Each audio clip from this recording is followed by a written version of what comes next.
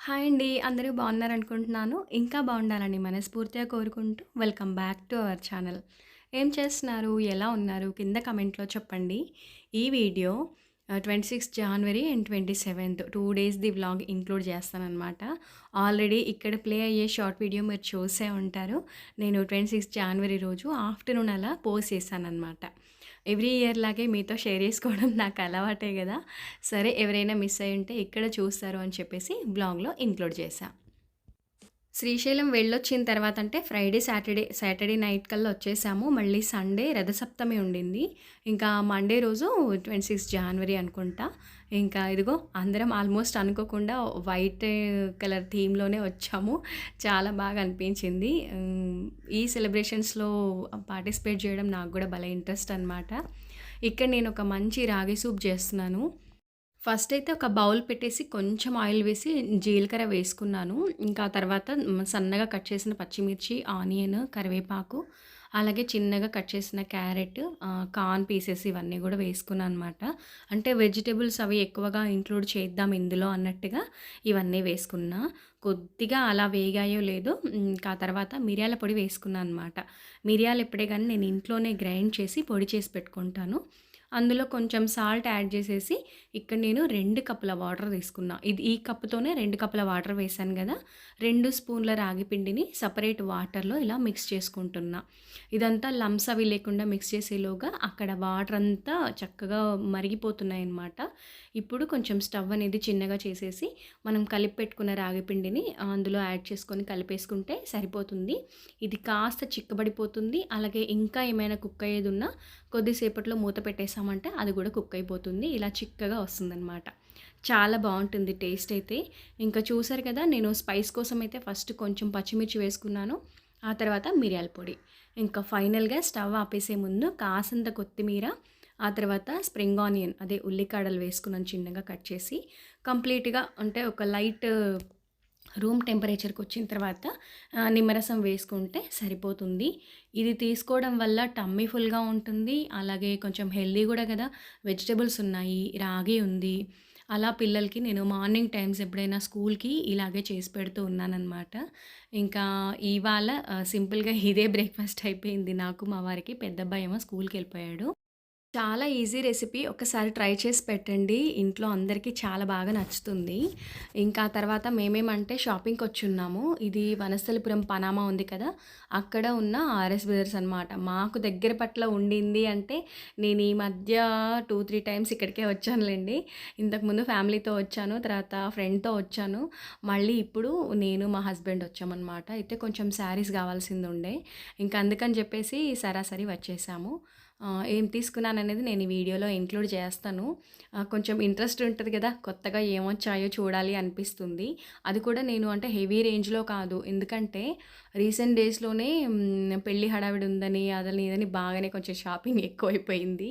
ఇప్పుడు ఇది అవసరం కాబట్టి తీసుకున్నాననమాట. ఇంకా ఈ యెల్లో, బ్లాక్ అయితే నాకు బాగా నచ్చింది. ఇది కూడా పక్కన పెట్టేశాను. ఇంక ఇలా ఏమేమి ఉన్నాయి కొత్తగా ఏమొచ్చాయి, నా బడ్జెట్‌లో అంటే నేను అనుకున్న బడ్జెట్‌లో ఉన్నాయా లేదా ఇవన్నీ చూస్తూ ఉన్నా. నాకు ఇక్కడ బాగా నచ్చాయి ఏంటి అంటే రెడీమేడ్ బ్లౌజెస్ అనమాట. కొంచెం మనం తీసుకొని ఆల్టరేషన్ చేసుకుంటే సరిపోతుందనిపించింది. రీజనబుల్ ప్రైస్‌లోనే ఉన్నాయి. ఇంకా ఆ రోజైతే అంతవరకే షూట్ చేశాను. ఏం చేయలేదులెండి. కొంచెం ఎండలో వెళ్ళొచ్చేసరికి కొంచెం అలసిపోయినట్లుగా అనిపించింది. ఇది నెక్స్ట్ డే అనమాట.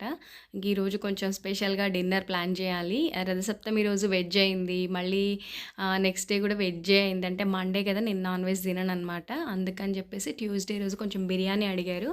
చేసి పెడదాంలే అనుకున్నాను. ఇక్కడ ఏమంటే ఆహ్, ఈవినింగ్ టైంలో కొంచెం నాకు ఇంట్లో క్లీనింగ్స్ ఉన్నాయి. లైట్‌గా అవన్నీ చేసేసుకొని ఇప్పుడు మళ్ళీ ప్లాంట్స్ దగ్గరికొచ్చా. జస్ట్ చూస్తున్నాను. ఇప్పుడు నేనేం చేయట్లేదు. ఎందుకంటే కొన్ని మొక్కలు పాడైపోయాయి. ఇప్పుడు కొంచెం ఎండ గూడా ఇటువైపు ఎక్కువైపోయింది గదా! ఏవి కొంచెం నీడలో పెట్టాలి. వాటన్నింటిని చూసుకుంటూ ఉన్నాను. అలాగే కొంచెం ఎండుటాకులు ఇవన్నీ గూడా అయిపోతాయి కదా! అయితే నేనిలా అన్ని మొక్కల్ని చూస్తుండగా నేను గమనించింది ఏంటి అంటే చిన్నగా ఏదో ఒక పురుగనేది వచ్చిందనమాట.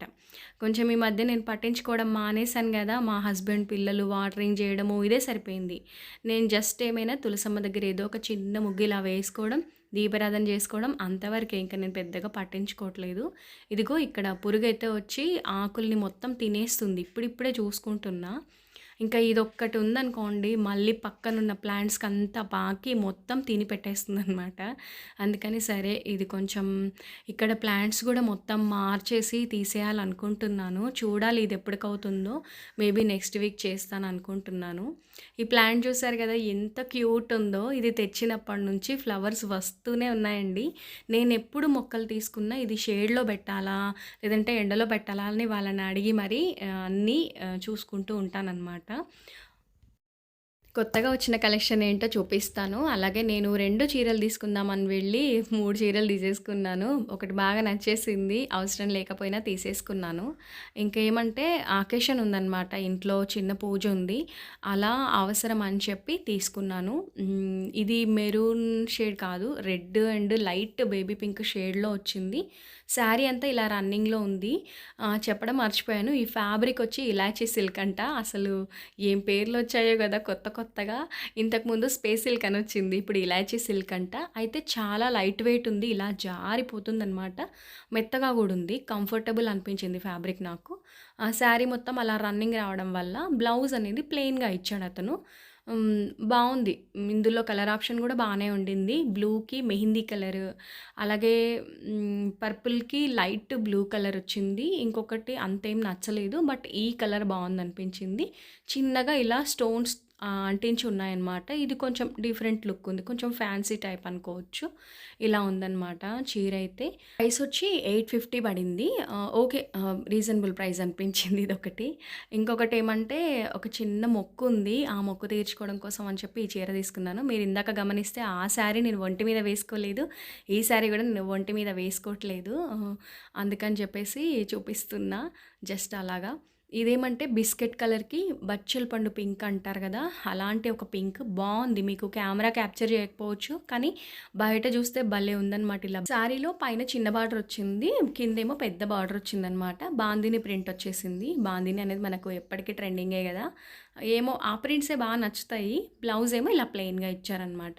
ప్లెయిన్ ఇచ్చేసి సేమ్ బార్డర్ శారీకి ఎలా వచ్చిందో పైన చిన్నగా ఇలా కింద పెద్దగా ఆ విధంగా బ్లౌజ్ ఇచ్చారనమాట.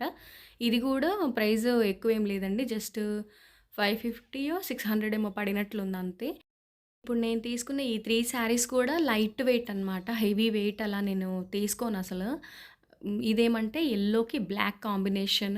ఇది ఒకటి నచ్చేసి తీసుకున్నాను అంతే. జస్ట్ అవసరం లేదు. కానీ కొన్ని కాంబినేషన్స్ ఏంటంటే మనం చూడగానే నచ్చేస్తాయి గదా! ఇంకా అందుకని చెప్పి తీసేసుకున్నా. మా వారు వెంటనే బావుంటే నచ్చితే తీసేసుకోమన్నారు. మళ్ళీ మళ్ళీ ఇలాంటి కాంబినేషన్ నచ్చినట్లుగా ఫ్యాబ్రిక్ దొరకకపోవచ్చు. ఫ్యాబ్రిక్ బావుంది మెయిన్ థింగ్. చాలా లైట్ వెయిట్ ఉంది. సాఫ్ట్ ఉంది. ఇలా బర్డ్స్ వచ్చాయన్నమాట బార్డర్‌లో. చిన్న బార్డర్ ఇచ్చేసి అంటే ఇలా పట్టీలాగా దానిపైన బర్డ్స్ వచ్చాయి. పళ్ళులో గూడా చిన్నది ఒక పావు మీటర్ ఇచ్చారంతే బ్లాక్. శారీ అంతా యెల్లోనే. అక్కడక్కడ గోల్డెన్ ప్రింట్స్ ఇచ్చారనమాట. అదే ప్రింట్ గూడా గాదు అది థ్రెడ్‌తో వచ్చి వీవింగ్ టైపే. బ్లౌజ్ ఏమో బ్లాకే.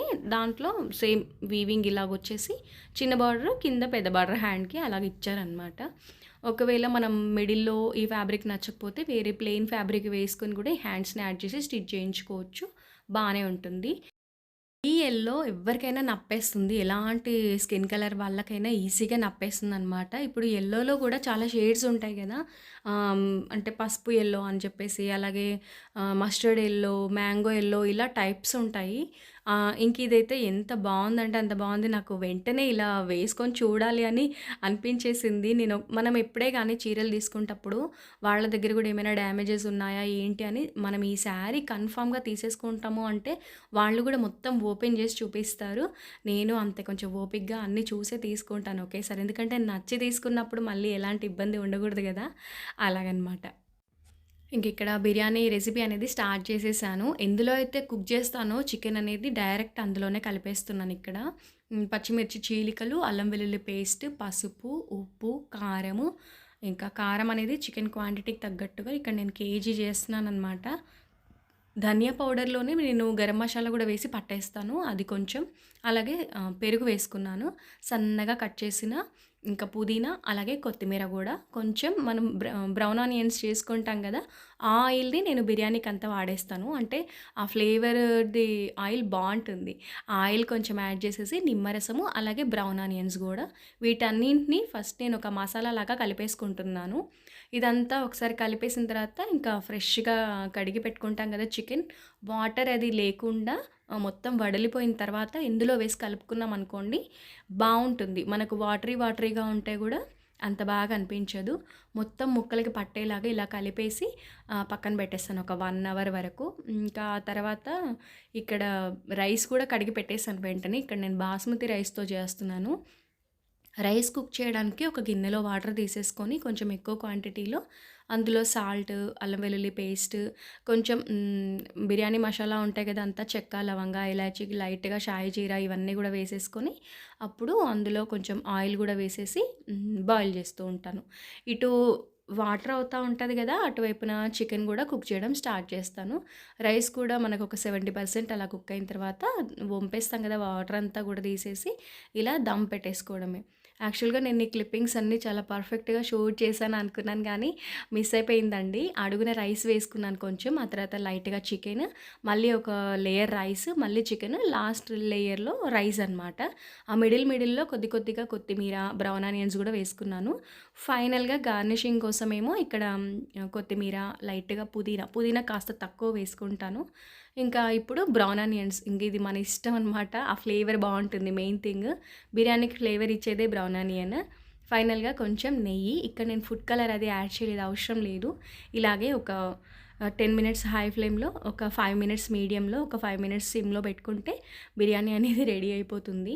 ఇంకా డిన్నర్ తర్వాత ఏంటంటే నాన్ వెజ్ వండిన రోజు తప్పకుండా కౌంటర్ టాప్ అంతా కూడా క్లీన్ చేసేస్తాను. వెజ్ వండిన రోజు ఏంటంటే పైన పైన అలా స్టవ్ అనేది లిక్విడ్ కానీ లేదంటే ఏదో కోలిన్ కానీ వేసి క్లీన్ చేసుకోవడం అలా ఉంటుంది. కానీ నాన్ వెజ్ వండిన రోజు కంపల్సరీగా కౌంటర్ టాప్ మీద ఉన్న మొత్తం తీసేసి మంచిగా స్టవ్ అంతా నీట్‌గా కడిగేస్తాననమాట. అప్పుడు ఇంకా కాస్త ఆరిపోయిన తర్వాత ఇదిగో ఒకసారి ఇలా వైప్ చేసేస్తున్నాను. ఇవన్నీ ఏంటంటే ఇప్పుడు చేసుకోకపోయామనుకోండి మార్నింగ్‌కి చాలా ఇబ్బందవుతుంది, చిరాకుగా ఉంటుంది. అందులోనూ ముందు రోజు నాన్ వెజ్ వండుంటే ఇంకా స్మెల్ వస్తుంది. బొద్దింకలని, ఈగలని ఇంకా ఇంకా అన్నీ తయారవుతాయి. వచ్చే వాటిని మనం ఆపమనుకోండి ఎంత నీట్‌గా పెట్టుకున్నా మనం అవి ఎక్కడి నుంచి వస్తున్నాయో మనం కనిపెట్టలేము. కాకపోతే మన జాగ్రత్తల్లో మనము కిచెన్ నీట్‌గా ఉండాలి అని అనిపిస్తుంది గదా, అలా మొత్తం గూడా కౌంటర్ అంతా మంచిగా మొత్తం స్క్రబ్ చేసేసాను. ఆ తర్వాత కడిగి తుడిచేసి ఇప్పుడు నేను స్టాండ్స్ అన్నీ అరేంజ్ చేసుకుంటున్నా.